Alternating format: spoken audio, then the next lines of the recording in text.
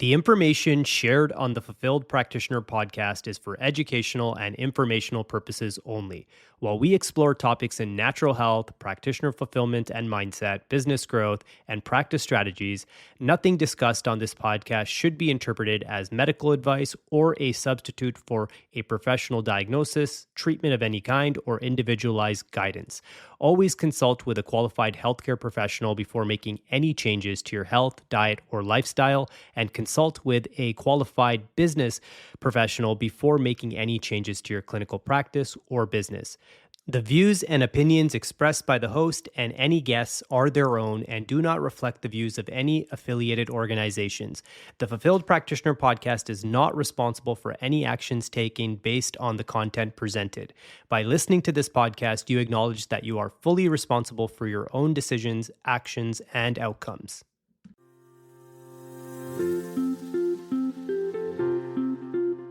Hello, and welcome to the Fulfilled Practitioner podcast. I'm your host, Ricky Brar. This is a place where natural health practitioners learn how to grow, simplify, and fall back in love with their practice again. Here we talk fulfillment, practice growth, leverage in technology, AI, and the mindset needed to build an impactful and meaningful practice. If you're ready to evolve as a practitioner and create a life that feels aligned and energizing, let's get started. Hey everyone, welcome back to the Fulfilled Practitioner podcast. I'm your host, Ricky, and I'm super excited to be back with today's episode. We got a really fun one today and one that I feel would help any practitioner listening to it. So I want to start by asking you a question, and I hope you think this way. This answer should come to you really, really quickly. So the question I have for you is, do you know what quarter we're in right now? So I'll take a second here. If your brain didn't immediately jump to it is the third quarter of the year, Q3, it means that you don't necessarily break up the year into small enough segments so you can actually assess where you are and what you've accomplished. If my math is right, and I hope it is, we're over halfway through the year already. So if we reflect back, January 1st, that was quite some time ago. And most of the time, New Year's has this sort of theme and vibe around it that you start to write some goals out, you start to write some visions out, and you start to write what you want to happen that year for you. And chances are, if you're not reviewing those periodically enough, things aren't going to move. So you might go back, find that dusty journal that you haven't touched since January, and see what goals you set for yourself. And if you're honest with yourself, you might be a little bit disappointed, and that's completely okay. So we're going to dive into some strategies to say, some big takeaways for you today as well.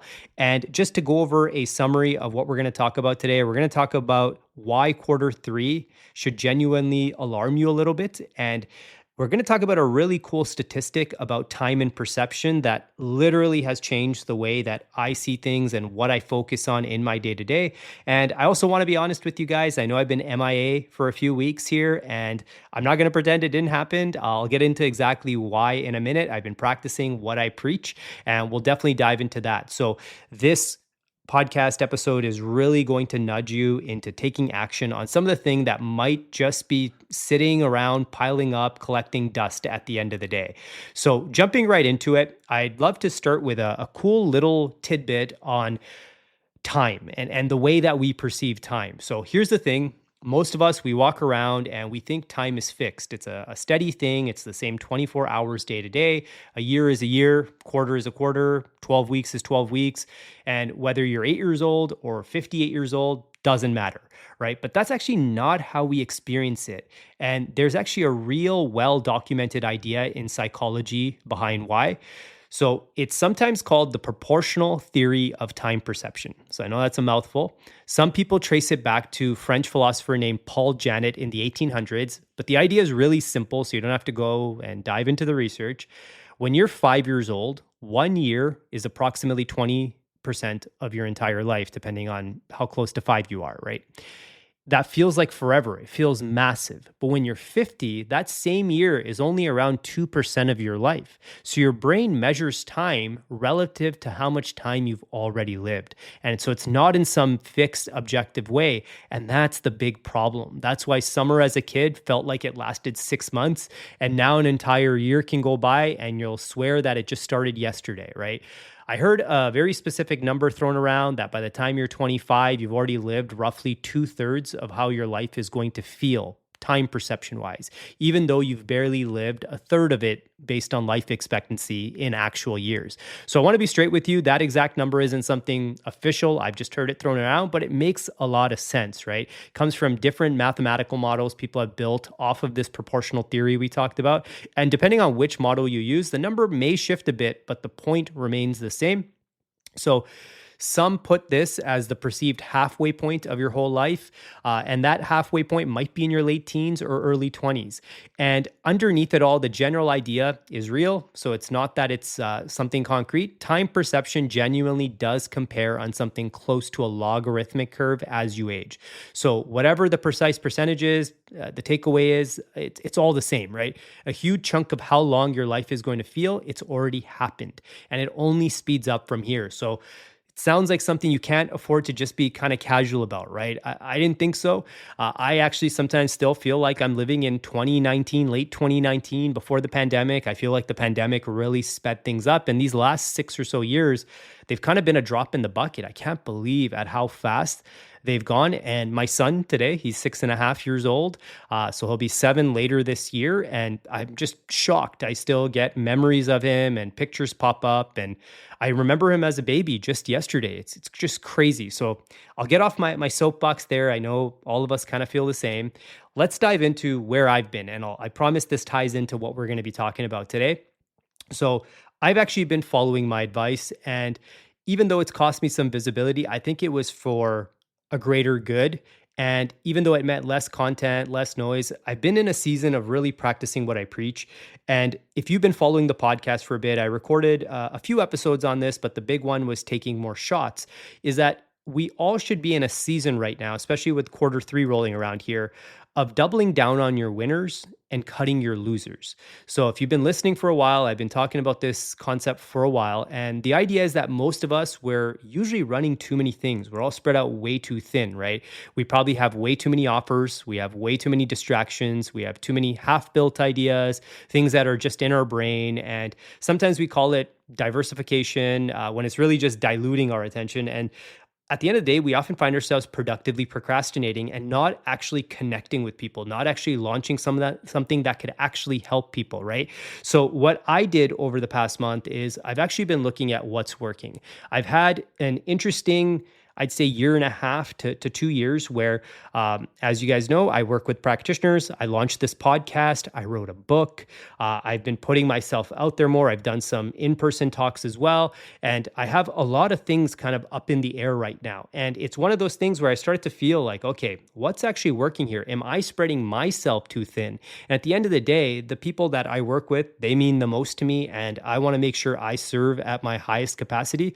So I made the call to really focus on what's actually moving the needle for the practitioners that I serve. And I made the call to go all in on that and let go of some of the other stuff, or at least quiet it down, right? And let me be real with you. I know that's uncomfortable. A lot of you are doing a lot of different things, and sometimes it even feels risky to narrow it down instead of expanding further. Every instinct, every marketing course, every person that you work with, they're going to tell you, no, more offers, more content, more everything equals more safety. But I don't know. Sometimes it just feels like it's the opposite, right? I feel like your ability to focus is what's going to create your real leverage. And if your focus is diffused across a bunch of busy work, sometimes it looks like progress on the outside, but I know internally you feel like you're stuck, right? And I'll be even more honest with you because we go back to our biggest why. And why did we actually become health practitioners? Most of us, we have a personal health journey. My personal health journey, I've talked about it for over a decade now, really was tied very closely to my nervous system. And I've learned a lot about my nervous system over time. So all of the strategies that I've ever used have been in consideration of my nervous system. And I know my own history, so I've mapped my genetics. If we want to take a more scientific approach to it, I carry a mutation in a gene called COMT. And many of the practitioners listening, I know you guys probably know what this is catecholomethyltransferase. It's a gene that breaks down adrenaline and other catecholamines in your body, some of the fight or flight stuff in your body, right? So this gene, just to give you guys a 30-second check-in background, you could have one of three versions of. I like to use traffic lights as an analogy. So if mom and dad both gave you a clean copy, that's a green light gene. And that gene can break down a lot of adrenaline pretty quickly. So it can clear those things pretty quickly. It can break down dopamine really, really quickly. People who have a yellow light gene, they got a mutated copy from one parent. So that gene can function less functionally and less efficiently under certain conditions. And then we have the red light gene, and that's what I have. You got a mutated copy from both mom and dad. So what that means is I have the potential for breaking down adrenaline and stress chemicals very, very, very slowly. In the past, this is manifested as anxiety, panic attacks, things like that. But at the end of the day, I've actually learned to live my life in a way where I try my best to not overload this gene. And a secondary role of this gene is actually to clear out estrogen as well. So there's some things you can do in that department. But I find a lot of practitioners, if you don't know your genetic blueprint, sometimes you might be taking on more than you can chew. And literally, somebody who has a green light gene might be able to handle more than you in certain respects and thrive in that pressure. Whereas for you, we have to be more strategic. So knowing that about myself, everything I've done is to offload this gene. Now, if I was lucky enough, or I don't know if I could call it lucky, but if I was in this made up example of being born on a tropical island where maybe I was from an affluent family and I never had to work a day in my life. My life was leisurely. I chilled on the beach all day. I would never know I have this gene. My body would never get to that stress point to manifest into anxiety or anything else or any sort of fight or flight in the body. But knowing that, I know that when I spread myself across too many things, when I spread myself too far and too thin, it doesn't just show up as like me being unfocused. It kind of shows up in my body, right? And you can kind of viscerally feel this. So if you're listening and you're a practitioner and you kind of go through the same experience, there's an explanation for it, right? I've learned over time, it simply means there's a ceiling on my tolerating of stress. So when this happens, I have to make a decision where I need to cut the noise and narrow my focus.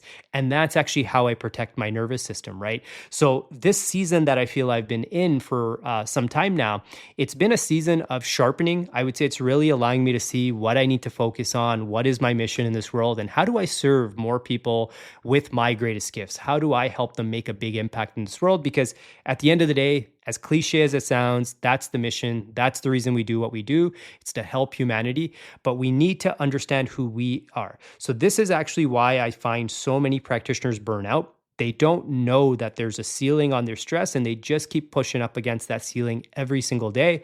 They ignore the warning signs and they also don't know how far they can push. I only arrived at this point of being able to compare winners and losers because I've been throwing stuff out there. So this is where you still need to be taking action. Having the COMT gene is not an excuse for me to just lock myself in a room and do nothing, right? So it's not a disability. There's actually no such thing as a bad gene in this context. Like there's only bad environment. So once you optimize your environment and you find what's working, you can move forward with energy, with passion, and it doesn't stress you out the same. So here's where it gets interesting and here's why I opened up with that time perception stat. Most practitioners, they simply don't realize this until it's too late. So the coaching you've been telling yourself you needed, and maybe you'll start that when things settle down a little bit. The skill you know you need, but you keep bookmarking all of the videos on it for later. The support you know would change the trajectory of your entire career, but you just keep putting it off.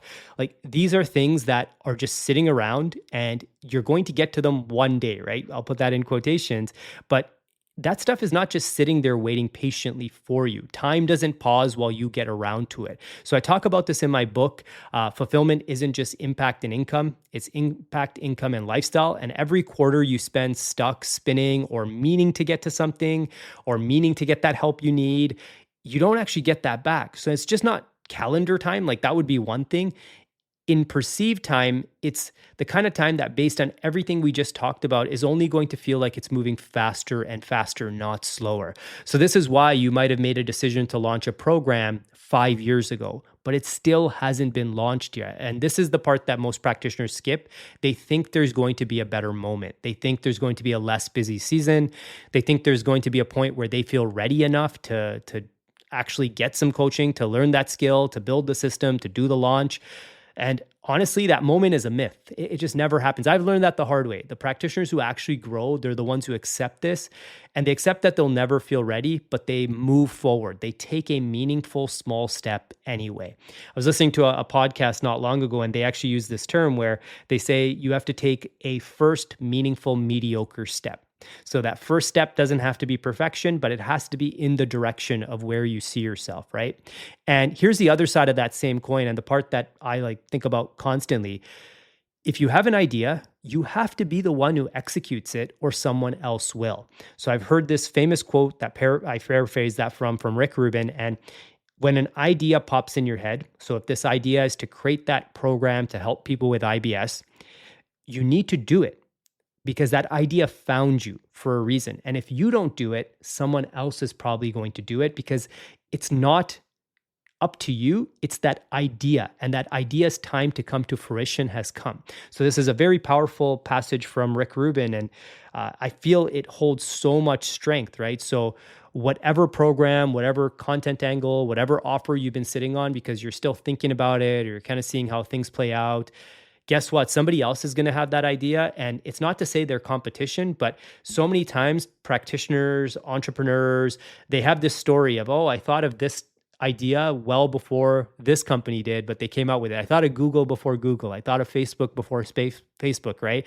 And I fully believe it. Like that's kind of the nature of ideas is like, they're not solely given to just one person and one person only. They're not promised to that person that you are the chosen one. If you get that idea, you need to do it. So let me ask you directly, if we're now into quarter three and if we're reviewing your quarter one, quarter two, and you're like, oh, I haven't really chipped away at those goals, ask yourself, write it down in a journal, do this exercise, pause the podcast if you have to.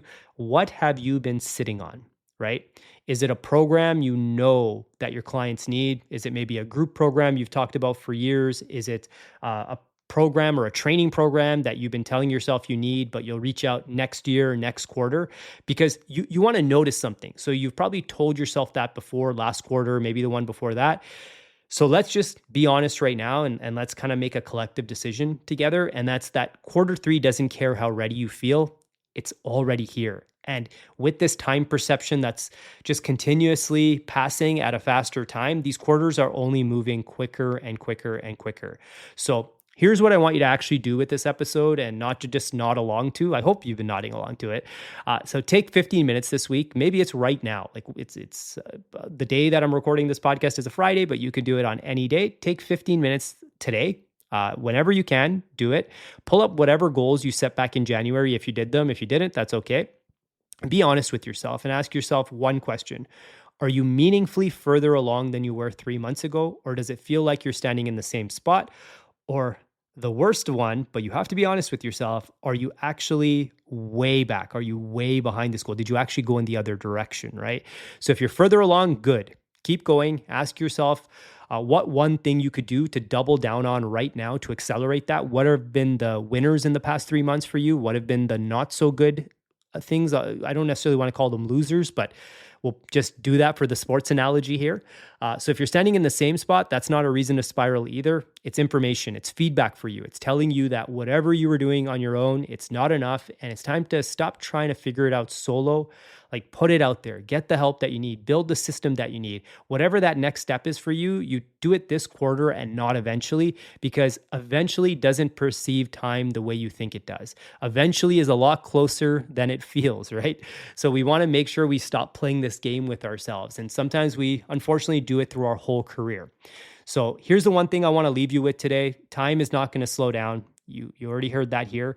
And it's not going to wait for you to feel ready. It only compounds against you the longer you wait.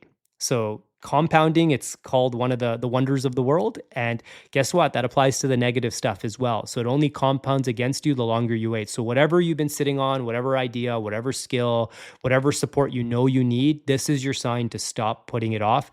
If this episode hit home for you, send it to a practitioner who needs to hear it. Let me know. Shoot me a message. Let me know what was your biggest takeaway, and hit follow so you don't miss what's coming next. I won't go quiet for a period of time. I was in this season practicing what I preach.